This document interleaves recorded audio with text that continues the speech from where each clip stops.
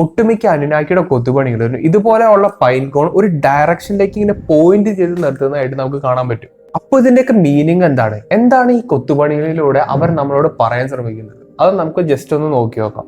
അനുനാക്കിയുടെ കൊത്തുപണികൾ നോക്കുകയാണെങ്കിൽ നമുക്ക് പലതരത്തിലുള്ള ഇമേജ് ഡിസ്ക്രിപ്ഷൻസ് കാണാൻ പറ്റും. അതായത് ഈഗിളുടെ തലയുള്ള ഒരു അനുനാക്കിനെ കാണാൻ പറ്റും, ചിറകുള്ള അനുനാക്കിനെ കാണാൻ പറ്റും, ഇതുപോലെ പാമ്പിന്റെ രൂപമുള്ള അനുനാക്കിനെ കാണാൻ പറ്റും. അങ്ങനെ പലതരത്തിലുള്ള ഷേപ്പ് നമുക്ക് ഇവിടെ കാണാൻ പറ്റും.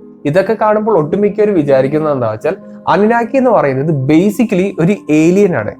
അപ്പോ ഈ ഏലിയനായ അനുനാക്കി എങ്ങനെയായിരിക്കാം വരുന്നത്, അതായിരിക്കും ഇവർ നോക്കി കൊത്തി വെച്ചിരിക്കുന്നതെന്നാണ് ഒട്ടുമിക്കവരും വിചാരിച്ചിട്ടുണ്ടാവും. പക്ഷെ ശരിക്കും അത് അങ്ങനെയല്ല. നമ്മുടെ ലോകമെമ്പാടുമുള്ള പുരാതനമായിട്ടുള്ള സ്ട്രക്ചേഴ്സ് എടുത്ത് നോക്കിക്കഴിഞ്ഞാൽ നമുക്ക് ഒരുപാട് കൊത്തുപണികൾ കാണാൻ പറ്റും. ഇവിടെ 90% കൊത്തുപണികൾക്ക് എന്തെങ്കിലും ഒരു അർത്ഥം ഉണ്ടാവും. അതായത് ഈ ഇമേജസ് ഒക്കെ കൊണ്ട് അവർ എന്തെങ്കിലും ഒരു കാര്യം ഉദ്ദേശിക്കുന്നുണ്ടോ. പരിധിനെ ശരിക്കും സിംബലൈസ് ചെയ്യുന്നത് ഗവേൺ ചെയ്യാം, ഒരു സ്ഥലത്തെ കൺട്രോൾ ചെയ്യുക, ഒരു എനർജി. അതായത് യുദ്ധത്തിന്റെ പട നയിക്കുന്ന ഒരാളുണ്ടെന്ന് വിചാരിച്ചോ, അവരെ ശരിക്കും സിംബലൈസ് ചെയ്യുന്നത് ഒരു ഈഗിളിനെ വെച്ചിട്ടായിരിക്കും. അതിന്റെ അർത്ഥം ഈ പടം നയിക്കുന്ന ആളുടെ തല ശരിക്കും ഒരു ഈഗിളുടെ തലയാണെന്നല്ല. ഇത് അനുനാക്കിയുടെ കേസ് വരുമ്പോൾ നിനുർട്ട എന്ന് പറയുന്ന ഒരു ഏൻഷ്യൻ ഗോഡ് ഓഫ് വാർ ഉണ്ടായിരുന്നു. ഒരു പരുന്തിന്റെ തലയും മനുഷ്യന്റെ ഉടലുമായിട്ടാണ് ഇദ്ദേഹത്തെ റെപ്രസെന്റ് ചെയ്യുന്നത്. നിനുർട്ടയുടെ കൈകളിൽ നോക്കുകയാണെങ്കിൽ ഇതുപോലെ ഒരു പൈൻകോൺ ഒരു ഡയറക്ഷനിലേക്ക് ഇങ്ങനെ പോയിന്റ് ചെയ്ത് നിർത്തിയിരിക്കുന്നതായിട്ട് നമുക്ക് കാണാൻ പറ്റും. നിനുർട്ടയുടെ പോലെ തന്നെ എൻകിയുടെ കൊത്തുപണികളിലും ഇതുപോലെ തന്നെ നമുക്ക് കാണാൻ പറ്റും. അപ്പോൾ ഇത് ശരിക്കും എന്താണ് ഉദ്ദേശിക്കുന്നത്? ലോകത്തിലെ ഏറ്റവും വലിയ പൈൻകോണിന്റെ സ്ട്രക്ചർ ഇരിക്കുന്നത് വത്തിക്കാനിലാണ്. അതും പോപ്പ് ജനങ്ങളെ അഡ്രസ് ചെയ്യുന്ന ആ ഒരു സ്ക്വയറിൽ നമുക്ക് ഇതേപോലുള്ള സ്ട്രക്ചർ കാണാൻ പറ്റും. അത് മാത്രമല്ല, പോപ്പിന്റെ കൈവശമുള്ള ആ ഒരു വടിയിൽ ഇതേപോലെ തന്നെ ഒരു പൈൻകോണിന്റെ ഒരു കൊത്തുപണി നമുക്ക് അവിടെ കാണാൻ പറ്റും. അപ്പോൾ ഇതൊക്കെ ശരിക്കും എന്തായിരിക്കും സിംബലൈസ് ചെയ്യുന്നത്, എന്ത് മീനിങ് ആയിരിക്കും അത് ലോകത്തോട് ഇങ്ങനെ പകരാൻ ശ്രമിക്കുന്നത്? അത് മനസ്സിലാക്കാൻ വേണ്ടി വെസ്റ്റേൺ ആഫ്രിക്കയിലെ ഒരു ട്രൈബിലേക്ക് നമുക്ക് പോവാം. ഡോഗോൺ എന്നാണ് ഈ ഒരു ട്രൈബിന്റെ പേര്. ഈ ഒരു ട്രൈബിന്റെ സ്പെഷ്യാലിറ്റി എന്താ വെച്ചാൽ പുറം ലോകമായിട്ട് ഇവർക്ക് യാതൊരു ബന്ധമില്ല എന്നുള്ളതാണ്. അതായത് ബാക്കിയുള്ള ലോകത്ത് എന്തൊക്കെ തരത്തിലുള്ള ടെക്നോളജി വളർന്നിട്ടുണ്ടോ അതൊന്നും ഇവരെ ഒട്ടും തന്നെ ബാധിച്ചിട്ടില്ല. അതായത് ഇപ്പോഴും അവർ ആ പണ്ടത്തെ രീതികളിലാണ് ജീവിച്ചു വരുന്നത്. അങ്ങനെ 1930കളിൽ ഒരു ആർക്കിയോളജിസ്റ്റ് ഈ ഒരു ട്രൈബിനടുത്ത് എത്തിപ്പെടുകയും ഈ ട്രൈബിന്റെ കൈവശമുള്ള അറിവുകൾ ഈ ആർക്കിയോളജിസ്റ്റ് കേട്ടപ്പോൾ പുള്ളിക്ക് ശരിക്കും വിശ്വസിക്കാൻ പറ്റിയില്ല. അതായത് ഇപ്പോഴും ആർക്കും തന്നെ പറയാൻ പറ്റാത്ത ചില കാര്യങ്ങളാണ് അവരന്ന് പറഞ്ഞത്.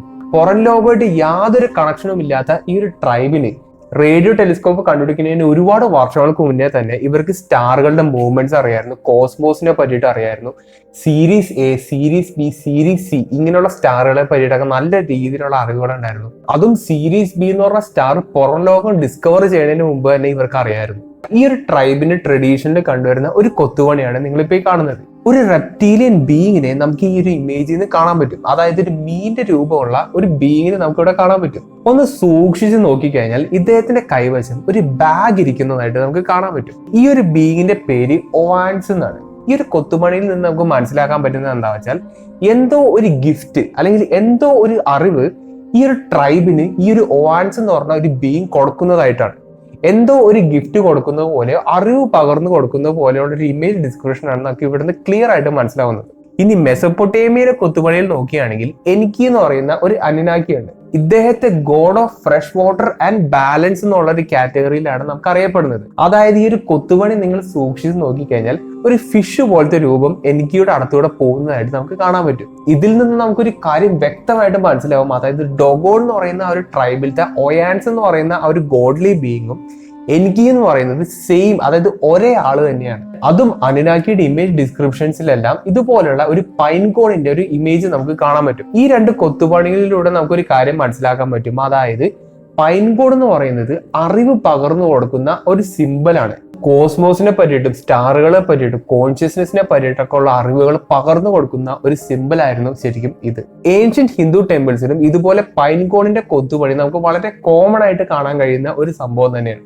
അപ്പൊ പൈൻകോൺ എന്ന് പറയുന്നത് അറിവിന്റെ സിമ്പിൾ, അതായത് അറിവ് പകർന്നു കൊടുക്കുന്നതിനാണ് ശരിക്കും സിംബലൈസ് ചെയ്യുന്നത്. ആ ഒരു കാര്യം നമുക്ക് ഇതിൽ നിന്നൊക്കെ വ്യക്തമായിട്ട് മനസ്സിലാക്കാൻ പറ്റുന്ന ഒരു കാര്യം തന്നെയാണ്. പക്ഷേ ഈ ഹാൻഡ് ബാഗ് എന്തായിരിക്കും സൂചിപ്പിക്കുന്നത്?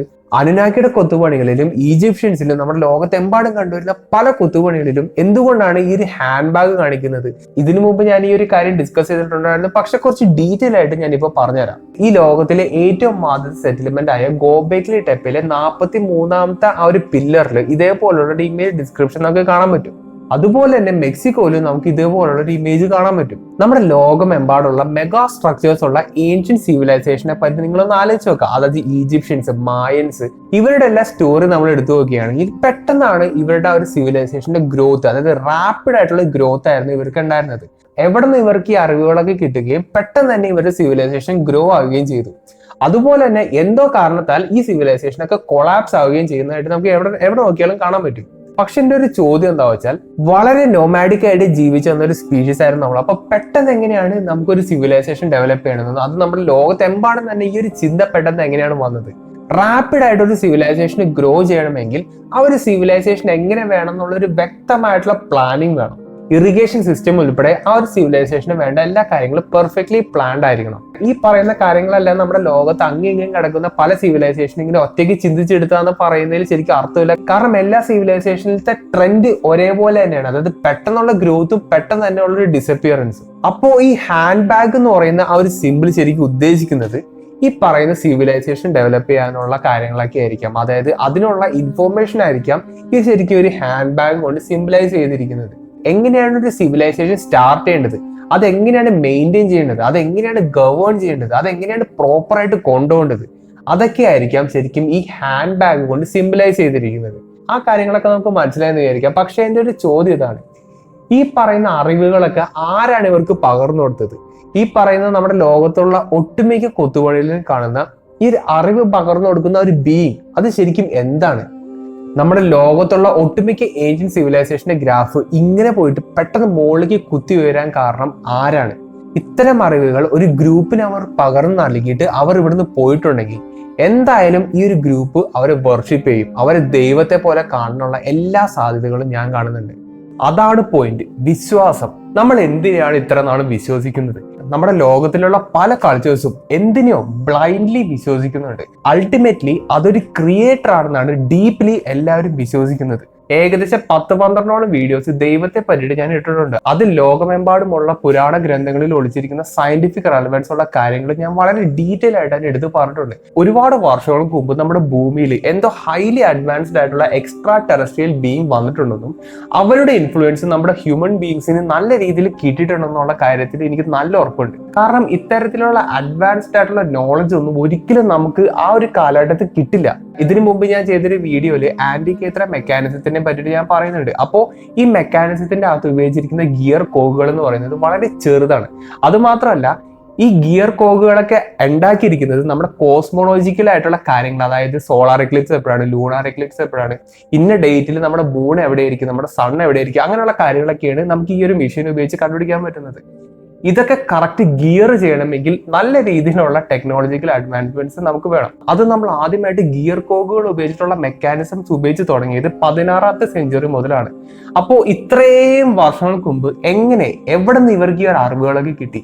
ഈ ഒരു മെക്കാനിസം ഒക്കെ ഡെവലപ്പ് ചെയ്യാനുള്ള ഐഡിയ ഇവർക്ക് എവിടെ നിന്ന് കിട്ടി? അത് ഇവരുടെ മനുഷ്യരുടെ തലയിൽ ഇങ്ങനെ ഓട്ടോമാറ്റിക്കലി ഉദിച്ചു വരുന്നുള്ള കാര്യത്തിൽ ഞാൻ ഒരിക്കലും വിശ്വസിക്കില്ല. ഏഷ്യൻ മെസപ്പൊട്ടേമിയൻ കൾച്ചറിന്റെ ആ സിറ്റിയുടെ ലേഔട്ട് തന്നെ എടുത്ത് നോക്കിക്കഴിഞ്ഞാൽ നമുക്ക് ഒരുപാട് കാര്യങ്ങൾ മനസ്സിലാക്കാൻ പറ്റും. അതായത് വളരെയധികം പ്ലാൻഡ് ആയിട്ടുള്ള ഒരു സ്ട്രക്ചർ തന്നെയായിരുന്നു ശരിക്കും അത്രയും വർഷങ്ങൾക്ക് മുമ്പ് ഉണ്ടായിരുന്നത്. ആദ്യം മുതൽ ഇത്ര പ്ലാൻഡ് ആയിട്ടുള്ള ഒരു സിവിലൈസേഷൻ ഉണ്ടാവണമെങ്കിൽ ഇതിനെപ്പറ്റി നല്ല ഗ്രാഹ്യമുള്ള ഒരാളുടെ ഹെൽപ്പ് എന്തായാലും ഇവർക്ക് കിട്ടിയിട്ടുണ്ടാവും. അങ്ങനെയാണെങ്കിൽ നിങ്ങൾക്ക് വേറൊരു ചോദ്യം ചോദിക്കാൻ പറ്റും. അതായത് അനുനാക്കി എന്നൊക്കെ പറയുന്നത് ഒരു എക്സ്ട്രാ ടെറസ്ട്രിയൽ ആണ്. ഈ എക്സ്ട്രാ ടെറസ്ട്രിയൽ എന്ന് പറയുന്നത് നമ്മുടെ മനുഷ്യന്റെ രൂപമുള്ള ഒരു സംഭവം ആവണമെന്നില്ല. അതുകൊണ്ട് തന്നെ അവരുടെ ലോകത്തിലുള്ള ഇൻഫ്രാസ്ട്രക്ചേഴ്സിന്റെ ഡിസൈനും നമ്മുടെ ഭൂമിയിലുള്ള മനുഷ്യരുണ്ടാക്കി എടുക്കേണ്ട ഇൻഫ്രാസ്ട്രക്ചേഴ്സിന്റെ ഡിസൈനും എന്തായാലും വ്യത്യാസം ഉണ്ടായിരിക്കും. അതുകൊണ്ട് അനുനാഗി എന്നുള്ള സംഭവം ഇല്ല എന്നുള്ള ഒരുപാട് പേർക്ക് പറയാൻ പറ്റും. ആ ഒരു ഫാക്ടർ നമുക്ക് റൂൾ ഔട്ട് ചെയ്യാൻ പറ്റും. അതിനുള്ള റീസൺ ഞാൻ പറഞ്ഞുതരാം. അനുനാഗി ഹ്യൂമൻസിനെ ക്രിയേറ്റ് ചെയ്തത് ഒരുപാട് ട്രയൽ ആൻഡ് എറർ മെത്തേഡിലൂടെയാണ്. അതായത് ആദ്യം ശ്രമിച്ചു നടന്നില്ല, പിന്നെ ശ്രമിച്ചു നടന്നില്ല, അങ്ങനെ ഒരുപാട് ശ്രമത്തിനിടയിലാണ് ഒരു പെർഫെക്റ്റ് ആയിട്ടുള്ള ഹ്യൂമനെ ക്രിയേറ്റ് ചെയ്തത്. അതായത് അദാമു എന്ന് പറഞ്ഞ ഒരു സംഭവത്തെ ക്രിയേറ്റ് ചെയ്തത്. എന്നാണ് നമുക്ക് അവരുടെ മിത്തിക്കൽ ടൈലുകളിൽ നിന്ന് മനസ്സിലാക്കാൻ പറ്റുന്നത്. അതായത് ഹ്യൂമൻസിന് പണിയാൻ കഴിയുന്ന അല്ലെങ്കിൽ ഹ്യൂമൻസിന് വേണ്ട കാര്യങ്ങളാണ് ശരിക്കും അനുനാഗി എന്ന് പറഞ്ഞാൽ അല്ലെങ്കിൽ അവരുടെ എക്സ്ട്രാ ടെറസ്ട്രിയൽ ശരിക്കും ഡിസൈൻ ചെയ്തിട്ടുണ്ടാവുക. അതായത് അനുനാഗിക്ക് വേണ്ട ഡിസൈൻ ആയിരിക്കില്ല അനുനാഗി ഡിസൈൻ ചെയ്തിട്ടുണ്ടാവുക, അനുനാഗി ഹ്യൂമൻസിന് വേണ്ട ഡിസൈൻ ആയിരിക്കും ഡിസൈൻ ചെയ്തിട്ടുണ്ടാവുക. സംഭവം മനസ്സിലായെന്ന് വിചാരിക്കണം. ഏൻഷ്യന്റ് ആയിട്ടുള്ള ടെമ്പിൾസും സ്ട്രക്ചേഴ്സ് ഒക്കെ എടുത്തു നോക്കുകയാണെങ്കിൽ വലിയ വാതിലുകൾ, വലിയ കവാടങ്ങളൊക്കെ നമുക്ക് കാണാൻ പറ്റും. അപ്പോൾ ഇത്രയും ചെറിയ മനുഷ്യന്മാർക്ക് ഇത്രയും വലിയ വാതിലുകളും ഇത്രയും വലിയ കവാടത്തിന്റെ ഒക്കെ ആവശ്യം എന്താണ്? അങ്ങനെ ഒരു ചോദ്യം വേറെ കിടക്കുന്നുണ്ട്.